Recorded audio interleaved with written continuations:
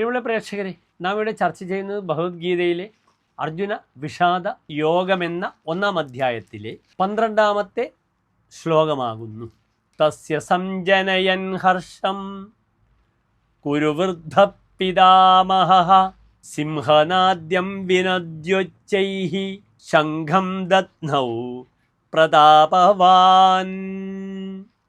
ശ്ലോകത്തിൻ്റെ പദച്ഛേദം ശ്രദ്ധിക്കുക. തസ്യ സഞ്ജനയൻ ഹർഷം കുരുവൃദ്ധഃ പിതാമഹഃ സിംഹനാദം വിനദ്യ ഉച്ചൈഃ ശംഖം ദദ്മൗ പ്രതാപവാൻ. ഇനി ഈ ശ്ലോകത്തിൻ്റെ അന്വയം ശ്രദ്ധിക്കുക. പ്രതാപവാൻ കുരുവൃദ്ധഃ പിതാമഹഃ തസ്യ ഹർഷം സംജനയൻ ഉച്ചൈഃ സിംഹനാദം വിനദ്യ ശംഖം ദദ്മൗ. ഇനി ഈ ശ്ലോകത്തിൻ്റെ സാരമാണ് ഇവിടെ പ്രതിപാദിക്കുന്നത്. ദുര്യോധനൻ തൻ്റെ ആചാര്യനോട് അപേക്ഷിക്കുകയാണ്. എപ്രകാരം യോദ്ധാക്കളെല്ലാം തന്നെ വ്യൂഹം ചമഞ്ഞ് യുദ്ധനായകനായ ഭീഷ്മ പിതാമഹനെ സംരക്ഷിക്കണമെന്ന് പറയുന്നു.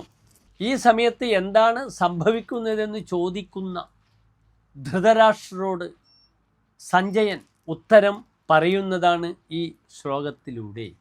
അങ്ങേയറ്റം പ്രതാപവാനും കുരുവംശത്തിൽ ഏറ്റവുമധികം പ്രായം ചെന്നവനും മുത്തച്ഛനുമായ ഭീഷ്മ പിതാമഹർ ദുര്യോധനന് സന്തോഷം ജനിപ്പിക്കാനായിക്കൊണ്ട് അത്യുച്ചത്തിൽ സിംഹനാദം മുഴക്കിക്കൊണ്ട് തൻ്റെ ശംഖിനെ വിളിച്ചു.